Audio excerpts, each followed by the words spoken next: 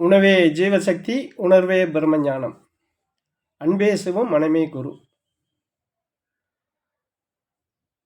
ஐயா பிரம்மஸ்ரீ சர்க்குரு நித்யானந்த சாமிகள் ஆசியோடும் சித்தர்களுடைய அருளாசியோடும் உடுமலை பிரம்மஞான குழு பாடசாலை சார்புலையும் என்னுடைய சார்புலையும் அனைவருக்கும் ஆத்ம வணக்கம்.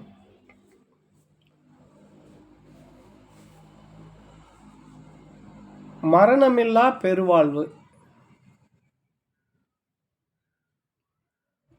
வாழணும். அப்புறம் ஞானம் வரணும். எனக்கு ஞானம் கிடைக்கணும் சாமி. எனக்கு ஞானம் வரணும்னா, அந்த ஞானத்தை அடையணும்னா நான் எந்த வழியில் பயணம் பண்ணணும்? யார் இந்த ஞானத்தை எனக்கு தருவா? அதுக்கடுத்து இந்த யோக பயணத்தில், ஞான பயணத்தில், ஆன்மீக பயணத்தில் ஒரு சிலர் நிறைய அனுபவங்களை சொல்கிறாங்க. எனக்கு அந்த அனுபவம் வந்தது, இந்த அனுபவம் வந்தது, அது அப்படி இப்படின்னெல்லாம் சொல்கிறாங்க. நாங்கள் இப்போ தான் புதுசாக வர்றேன். அவங்களாம் சொன்னதை வச்சு தான் நாங்களும் அந்த நிலையை அடையணும். அவங்க அனுபவித்த அந்த உணர்வுகளையும் நாங்களும் பார்க்கணும்.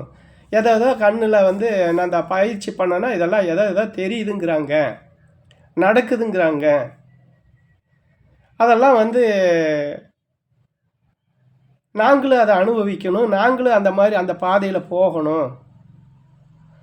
அதுக்கு நீங்கள் வழி சொல்லுங்கள், நீங்கள் அந்த வழியை காட்டுங்க அப்படிங்கிற மாதிரி ஒவ்வொருத்தருடைய கேள்விகளும் அவங்களுடைய ஏக்கமும் இருக்குது. இந்த பாதையில், ஆன்மீக பாதையில் போகணும்னா அடிப்படை நல்லா இருக்கணும். இப்போ ஒரு கட்டடம் கட்டுறதுக்கு எப்படி நல்ல ஒரு கல், நல்ல மணல், நல்ல சிமெண்ட்டு, உப்பு இல்லாத தண்ணி. உப்பு தண்ணியாக இருந்ததுன்னா அந்த கட்டடம் சீக்கிரமே அதிக காலத்துக்கு நீடிக்காது. அது ஒரு ஆரம்பத்தில் நல்லா தெரியும், அப்புறம் காலப்போக்கில் அது பொறிஞ்சு போயிடும். தண்ணியும் நல்ல தண்ணி வேணும். அப்போது ஒன்று இடம் நல்ல இடம், அதுக்கடுத்து அதுக்கு கல், சரியான கல், சரியான சிமெண்ட்டு, சரியான மணல், சரியான இது சரியான தண்ணி, இதெல்லாமே அடிப்படை வேணும் ஒரு வீடு கட்டணும்னா, ஒரு கட்டடம் கட்டணும்னா. அப்போது சாதாரணமாக எந்த மண்ணை வேணாலும் போட்டு கட்டிடலாம், எந்த கல்லை வேணாலும் போட்டு கட்டிடலாம், எந்த தண்ணி வேணாலும் ஊற்றி கட்டிடலாம் அப்படின்னு சொல்லி கட்டினா அப்படின்னா அதுக்கு என்ன குணம் இருக்குதோ அந்த குணத்து வரைக்கும், அந்த குணத்து அளவுக்கு தான் அது செயல்படுமே தவிர, அதனுடைய கால அளவுக்கு தான் அது வருமே தவிர, அது நிரந்தரமாக நாளைக்கு சொல்லிக்கிற அளவுக்குலாம் அது அதனால் தாக்கு பிடிக்க முடியாது. எந்த நல்ல கல்லை போட்டு கட்டினாலும் கட்டடம் வரும், எந்த மோசமான இதை போட்டாலும் கட்டடம் வரும். ஆனால் அதனுடைய ஆயுள் காலம்னு பார்த்தா அதுக்கு ரொம்ப வித்தியாசம் வரும். அதுபோல தான் எந்த ஒரு விஷயத்தையுமே நம்ம அது ஞானமாக, ஆன்மீகமாக, மற்றதை எல்லாமே போகணும்னா முதல்ல நம்ம அந்த கட்டடம் கட்டுறதுக்கு உண்டான பொருள்களை எப்படி தரமானதாக தேர்ந்தெடுக்கிறோமோ அதுபோல தான் மனிதன் இந்த ஆன்மீக பாதையில், இந்த ஞான பாதையில் போகணும்னா நம்ம ஒரு தரமான ஆளாக இருக்கணும். தரமான பொருளாக நம்ம மாறணும். தரமான பொருளாக மாறி அதில் நம்ம பயணம் பண்ணணும் அப்படின்னு சொல்லி சொன்னால், நல்ல கட்டடம் எப்படி நல்ல நல்ல மெட்டீரியலை வச்சு எப்படி கட்டடம் கட்டி நல்ல கட்டடமாக அது அமையுதோ, வெகு காலத்துக்கு வருதோ, அது மாதிரி நம்மளுடைய இந்த பயணமும் நல்ல கட்டடமாக இருக்கும், நல்ல பயணமாக இருக்கும். அப்போ இதுக்கு எது பேஸு? இந்த பொருளெல்லாம் நல்லா இருக்கணும்.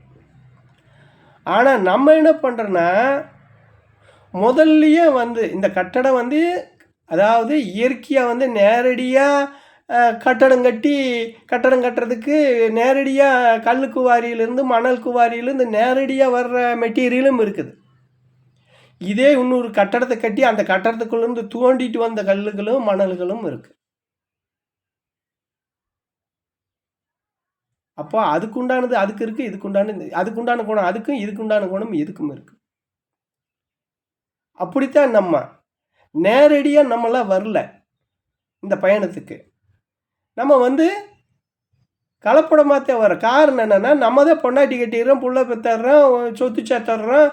அதில் வந்து ஏதாவது ஒரு பிரச்சனை வரும்போது தானே இந்த மாதிரி பாதைக்கு பெரும்பாலும் வர்றாங்க. நேரடியாக வந்தவங்க ரொம்ப குறைவு, ரொம்ப ரொம்ப குறைவு.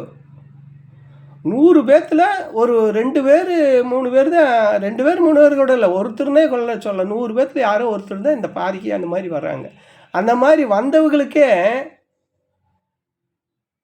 அந்த நிலையை வந்து அவங்களால அடைய முடியல. ஒரு உதாரணத்துக்கு சொன்னால், நம்ம ராமகிருஷ்ணர் எடுத்துக்குங்க, நம்ம ரமணர் எடுத்துக்குங்க. இவங்க எல்லாருமே மகானுக்கு தானே. இது மாதிரி நிறையா சொல்லலாம். ஏன்னா ஒரு உதாரணத்துக்கு சொல்கிறேன். இவங்களே அதான் நேரடியாக வந்தவங்க. இவங்கெல்லாம் நேரடியாக இந்த பாதைக்கு வந்தவங்க, ஞான பாதைக்கு அதாவது முதல்லையே நேரடியாக வந்தவங்க. இவங்களாம் நேரடியாக கல்குவாரியிலேருந்து மணக்குவாரியிலேருந்து எப்படி எந்த அசுத்தமும் இல்லாமல் வந்தாங்க, அது மாதிரி இவங்களாம் வந்தவங்க. அப்படி வந்தவங்களுக்கே உடல் நோய் வந்துச்சு. மரணமில்லாத பெருவாழ்வு அவங்கள அடைய முடியல, உடம்பை இங்கேயே விட்டாங்க. ஆனால் அந்த மரணமில்லாத பெருவாழ்வை போய் அடையணும்னா அவ்வளவு சீக்கிரம் போய் அடைய முடியாதுங்கிறது இதெல்லாம் நமக்கு வந்து எடுத்துக்காட்டு. அதே போல் அந்த அனுபவம்லாம் நமக்கு வருமானா வராது. காரணம் என்னென்னா, நம்மகிட்ட அசுத்த மாயை நிறையா இருக்குது. சுத்த மாயைக்கு போகணுன்னா நிறைய ப்ராசஸ் இருக்குது. அதெல்லாம் பண்ணுனா மட்டும்தான் அந்த மாதிரி இடத்துக்கு போக முடியும். அப்படி பார்க்க போனால் இப்போதைக்கு அந்த ஒளியோட ஒளி தேகமான ஒரே மகான் யாருன்னா, மரணமில்லாத பெருவாழ்வை அடைஞ்சவர் யாருன்னா நம்ம அருள்பிரகாச வள்ளல் பெருமான் ஒருத்தர் தான் அப்படிங்கிறது வந்து இப்போ எங்களுடைய ஆய்வில், எங்களுடைய பயணத்தில் இதெல்லாம் தெரிய ஆரம்பிக்குது. அது சம்மந்தமாக நாங்கள் இப்போ ஆராய்ச்சி பண்ணிக்கிட்டு இருக்கிறோம். அது சம்மந்தமாக இப்போ பயணமும் பண்ணிக்கிட்டு இருக்கிறோம். இன்னும் இருக்கும் காலங்களில் அவர் சம்மந்தமான விஷயங்கள், ஏராளமான விஷயங்கள் வந்து உங்களுக்கு வரக்கூடிய ஒரு நிலைமை உருவாகி இருக்குது. அதனால் வந்து நீங்கள் முடிஞ்ச அளவுக்கு வந்து இதிலிருந்து இந்த உடம்பை கெடுக்கிற செயல்களுக்கும் மனசை கெடுத்துக்கிற செயல்களுக்கும் முற்றுப்புள்ளி வைக்கக்கூடிய ஒரு எதிர்காலம் வந்துக்கிட்டு இருக்குது. அதை கொஞ்சம் யோசித்து நீங்கள் எல்லோரும் அதை பார்த்து பயணம் பண்ணணுன்னு உங்கள் அனைவரையும் பணிவோடு கேட்டுக்கிறேன். ஆத்ம வணக்கம்.